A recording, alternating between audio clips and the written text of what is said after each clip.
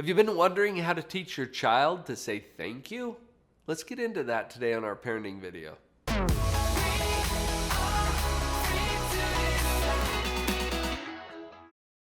Okay, no surprises, Live on Purpose parents. I'm going to start with your own example. I know, novel concept, right? If we want our kids to be grateful and to say thank you, what are we modeling for them? Are you grateful and say thank you? I noticed this recently when we were having a family dinner, and all my kids are grown now. But one of the kids said something about, "Mom, thanks for making this great meal for us." And Vicky responded by saying something about, "You guys, your dad has always been so appreciative. I'm glad he taught you that." And I thought about it. Have I been? Well, I guess I have. Because my parents modeled that for me too. It's just part of our culture. And my being grateful and showing appreciation to Vicky helped our kids to show that same kind of appreciation. So it really gets built into the family culture that way. Just like a lot of other topics, parents, let's look inside first. Okay, let's see how we're handling this. Our kids are going to pay a lot more attention to what we're doing than what we're saying. So that's probably the most powerful thing. We can end the video right here, right? No, let's not, because there's some other ideas. And one other note really quick about modeling the gratitude, be sincere about it. If it's contrived or false or phony, they're going to see right through that, and it's not going to inspire anyone. So look internally first. Now, let's expand that to how we treat our kids.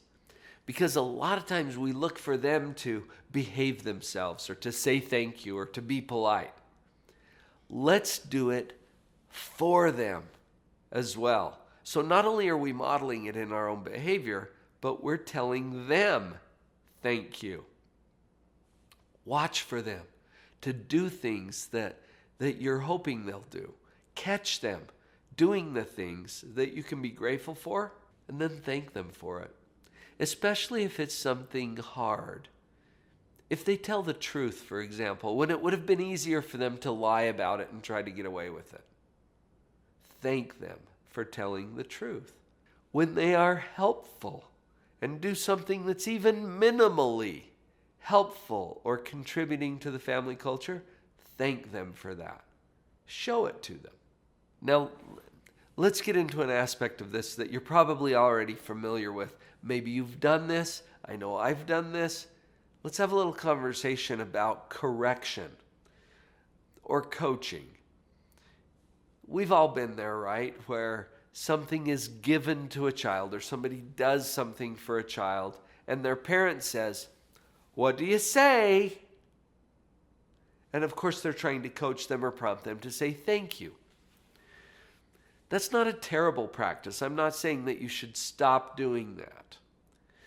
The thing that I want to look at here, though, is it the most helpful way that we could approach that? I think my preference would be, let's see if we can do that correction in private, one-on-one with the child. So we don't put them in a position of being ashamed or embarrassed in front of someone who has just done something nice for them. Should they say thank you? Well, yes. I'm not sure that correcting them in the moment is always the best way to do it.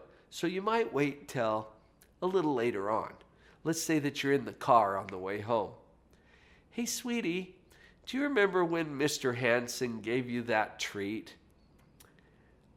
What would have been a good way to respond to that to help him feel good about giving you that treat?"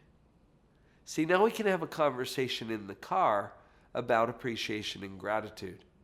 And they'll get it. Now, this depends on the developmental stage of your kids, too.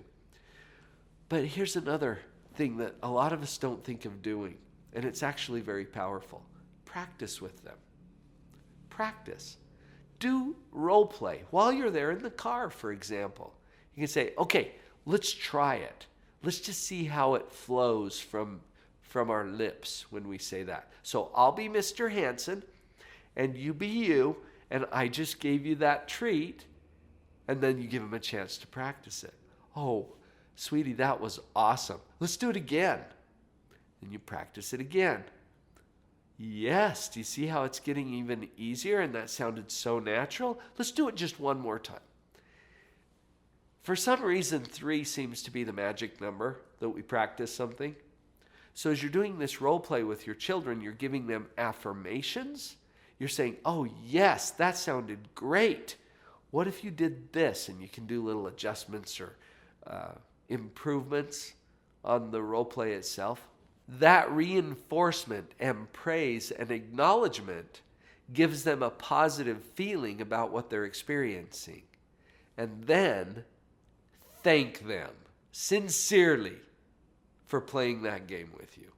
I am glad that you are such a conscious parent and that you're working on these important principles with your kids. It's an honor to be on your parenting team. Let's invite other conscious parents to join us here on the channel as well. Would you extend an invitation? Standing in the street alone.